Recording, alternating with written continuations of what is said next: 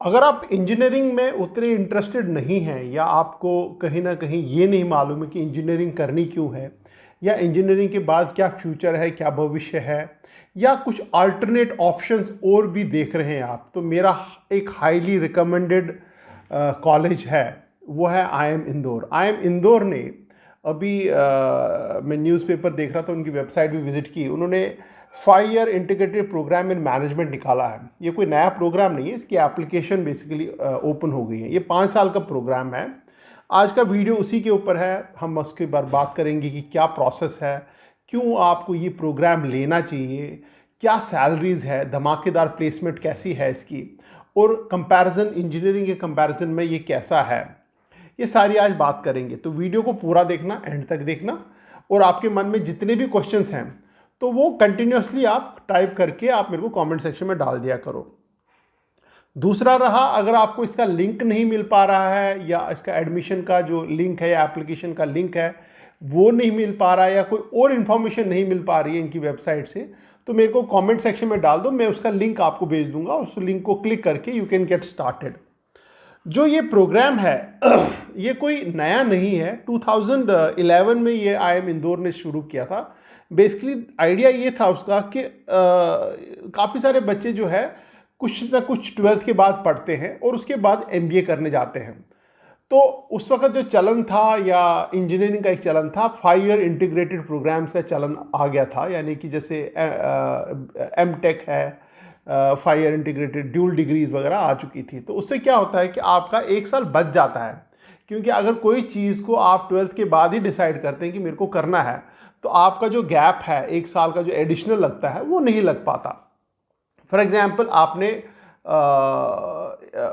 Computer science में MTech करना है, तो अगर आपने कंप्यूटर साइंस में MTech करना है तो आपकी जो BTech प्लस MTech यानी कि जो आपकी ड्यूल डिग्री होगी उसमें आप 1 साल बचा लोगे, क्योंकि कुछ फालतू के या जो एलाइड कोर्सेज होते हैं वो नहीं करने की ज़रूरत है, क्योंकि नाउ द कॉलेज नोज कि आपको तो MTech करना है कंप्यूटर साइंस में। सिमिलरली आपको बिजनेस करना है, बिजनेस मैनेजमेंट MBA करना है, तो आपके जो बीच में कुछ कोर्सेज होंगे वो आपके लिए एप्लीकेबल नहीं होंगे, तो वो चीज़ बच जाती है। That is a reason this is an 5 year programme. ये 2011 में स्टार्ट हुआ था।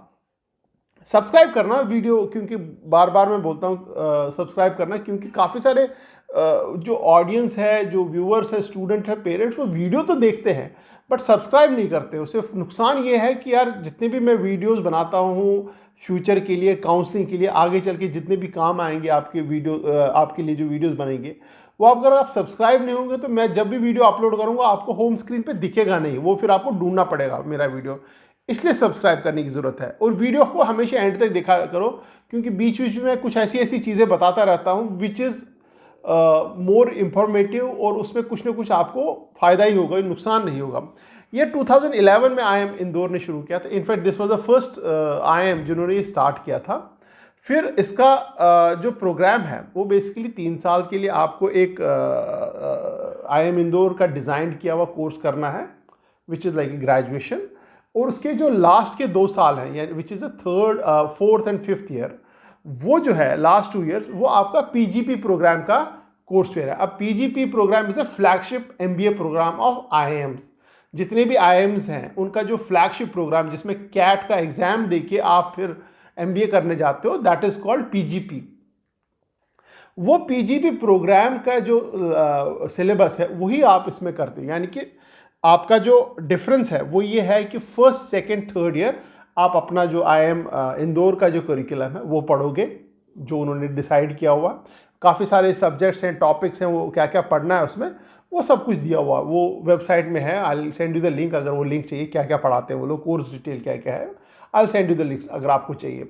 फिर उसके बाद जो उनका जो रेगुलर बैच आता है, CAT क्वालिफाई करके जो उनके बैच आता है, which is PGP batch, flagship जो है, जो उनका क्रीम बैच है, उसके साथ आपको मर्ज किया जाता है, इन बच्चों को मर्ज किया जाता है। तो उनका जो सिलेबस और उनका सिलेबस सेम हो जाता है, सेम ही पढ़ाते हैं, उसमें कोई डिफरेंस नहीं है पढ़ाने में, क्योंकि वो सेम ही बच्चे होते हैं। बट डिफरेंस क्या है, वो अपना 12th के बाद ग्रेजुएशन कहीं से करके आए हैं, इंजीनियरिंग करके आए हैं, या BSc BCom वगैरह जो भी करके आए हैं बच्चे, आप यहाँ से पिछले 3 साल से आपने यहाँ पे पढ़ाई की, that is the only difference. एक तो ये है, दूसरा ये है इसका एंट्रेंस क्राइटेरिया क्या। पहले तो मैं बताऊं उसका एप्लीकेशन कब तक है। इसका एप्लीकेशन जो है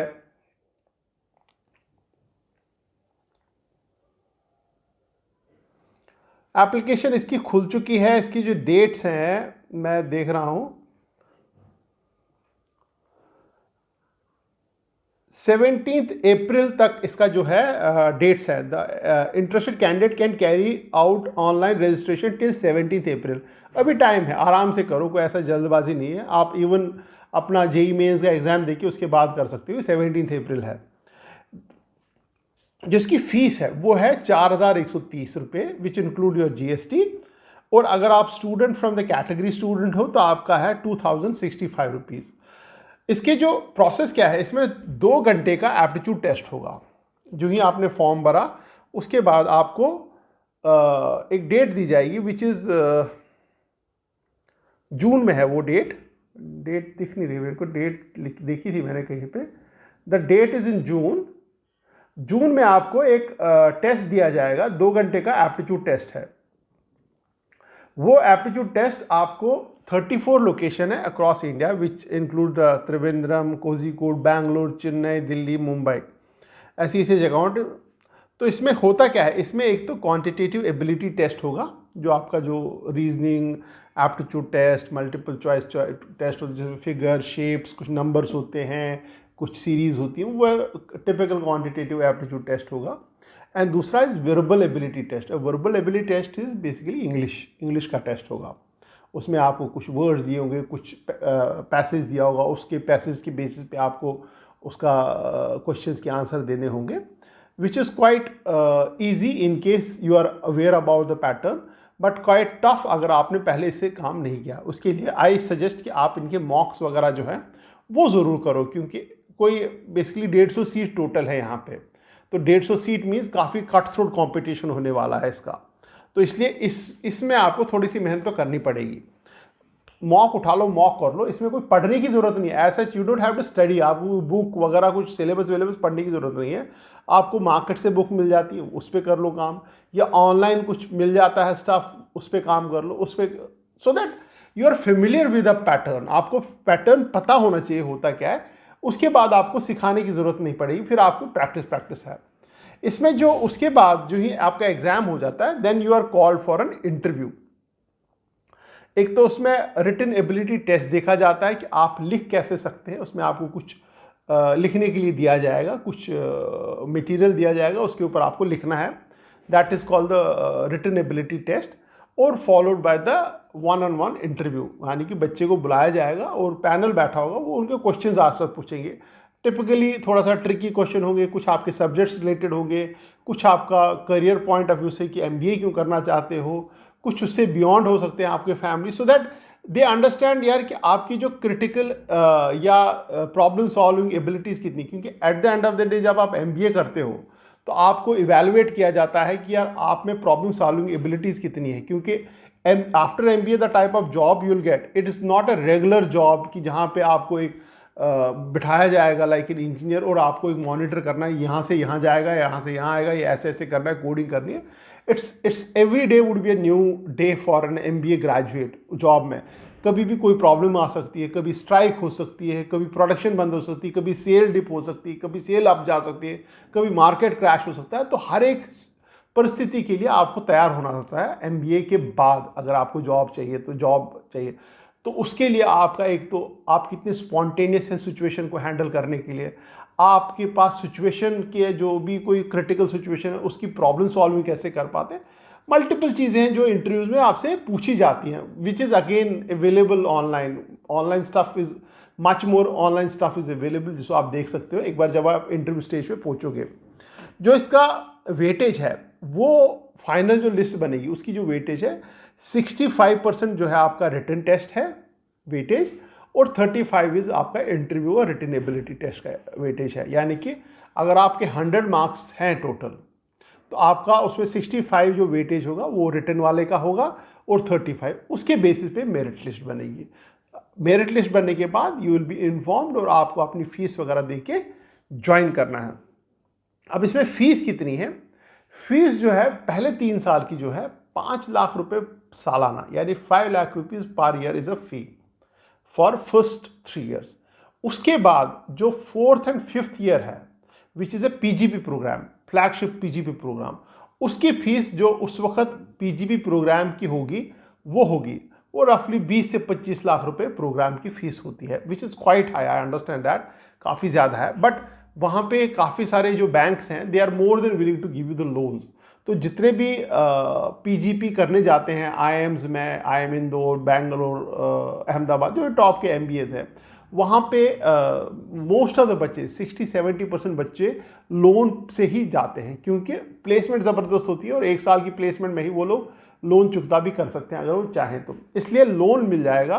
सो you don't have to worry. अगर आपको मिलता है, आप बोलते हैं यार मैं इतना फीस नहीं दे पाऊंगा, don't worry about it. Loan है, आपको लोन लेना ही पड़ेगा, ले लो आप लोन, क्योंकि ऐसी अपॉर्चुनिटी दोबारा नहीं मिलती है। तो 20-25 लाख के बीच में उस वक्त जो भी फीस होगी वो आपको देनी है। इसमें हॉस्टल एक तो कंपलसरी, क्योंकि आईएम इंदौर में मल्टीपल टाइम गया हूँ, बहुत ही प्यारा कैंपस है, सुंदर कैंपस है। एक इंदौर से थोड़ा सा दूर है, कोई इंदौर सिटी में भी नहीं है, तो आप कि प्राइवेट अकोमोडेशन में नहीं रह सकते क्योंकि दूर है, और हॉस्टल जो होते हैं वो कंपलसरी होती है एमबीए कॉलेजेस में, तो इसलिए आपको हॉस्टल वहाँ मिलेगा, it's a compulsory mandate.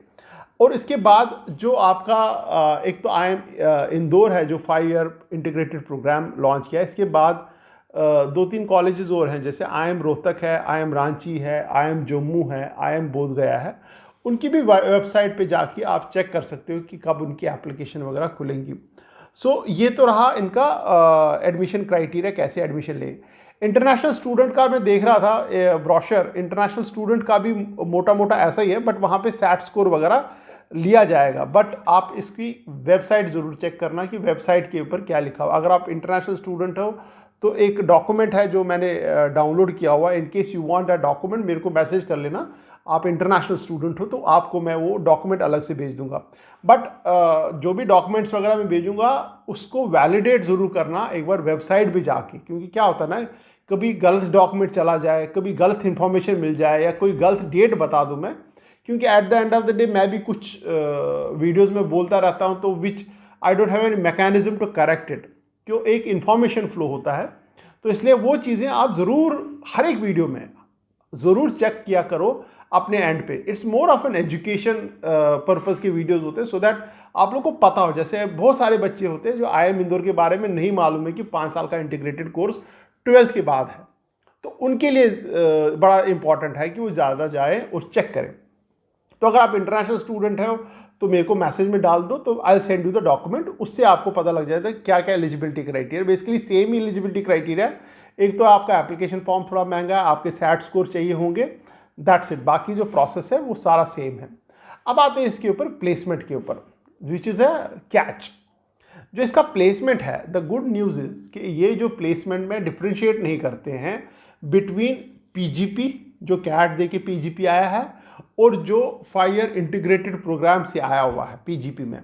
So to employer जो कंपनीज वहाँ पे विजिट करती है उनके सामने डिफ्रेंशिएट नहीं होता है कि यार ये किस प्रोग्राम से आया हुआ है, क्या ये 5 ईयर इंटीग्रेटेड प्रोग्राम से आया है या 2 साल का जो एमबीए प्रोग्राम है वहाँ से आया हुआ है, क्योंकि this person is also called an MBA and ये जो पीजीपी वाला है वो तो एमबीए है ही है, तो उनके लिए कोई डिफ्रेंसिएशन नहीं है।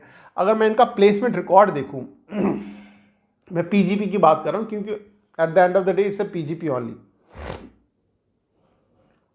इनका जो लास्ट ईयर का जो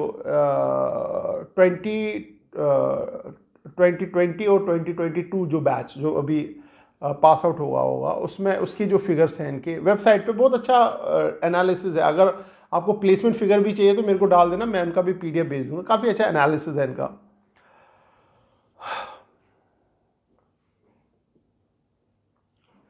इनका जो हाईएस्ट पैकेज गया हुआ है लास्ट ईयर वो है 49 लाख। टॉप 100 स्टूडेंट्स जो हैं, जो टॉप के 100 स्टूडेंट जो उनको पैकेज मिला हुआ है that is 37.95 lakh, which is quite high, काफ़ी हाई है।